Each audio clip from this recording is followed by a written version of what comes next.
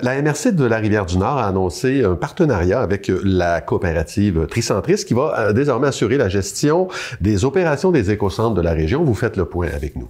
Oui, donc c'est à partir d'aujourd'hui que l'écocentre régional de Saint-Jérôme ainsi que les écocentres satellites de Sainte-Sophie, Saint-Hippolyte et Prévost changent d'opérateur. Donc, c'est maintenant l'organisation Tricentris, une organisation de tri la plus importante au Québec qui prend le relais. C'est le premier contrat de ce genre pour la coopérative de solidarité qui a déjà des centres de tri et qui gère 25% des matières résiduelles de la province dans des centaines de municipalités au Québec. Et quels sont les détails de cette entente? Alors, le contrat est d'une durée de 4 ans et est d'un montant total de 5,7 millions de dollars avec ajustement possible selon l'inflation. Par la signature de cette entente, la MRC de la Rivière-du-Nord est devenue membre de la coopérative, ce qui la rend éligible à des ristournes annuelles sous le programme S'investir dans des communautés durables. Par exemple, en 2025, la MRC recevra un retour de 1 049 000 $. Paul Germain, qui est préfet suppléant de la MRC de la Rivière-du-Nord, nous donne plus de détails à ce sujet. La seule condition, c'est que avec ces montants-là, on fasse des projets qui touchent l'environnement et les matières résiduelles. On paye pour quelque chose qu'on payait déjà, mais on a un retour qui est quasiment 1 pour 1. Fait que c'est vraiment fantastique. C'est quasiment de la magie.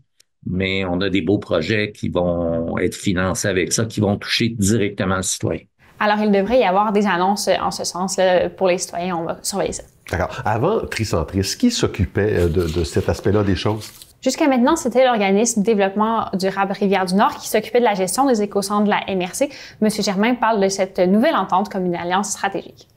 Je pense que ce qui a attiré Tricentris dans notre écocentre, c'est pas pour rien qu'ils prennent notre écocentre, c'est que notre écocentre, on a beaucoup innové en faisant du réemploi un de nos chevals de bataille. Autant Tricentris va nous apporter des choses, autant nos écocentres qu'on a actuellement vont amener des façons de faire à Tricentris auxquelles ils n'ont pas le know-how, comme on dit là, en bon français. Et ce changement de garde, est-ce que ça aura un impact sur les services aux citoyens? Selon M. Germain, les seuls changements à prévoir sont de potentielles améliorations pour ce qui est des employés. La MRC et Tricentris ont assuré que la transition se ferait en toute transparence.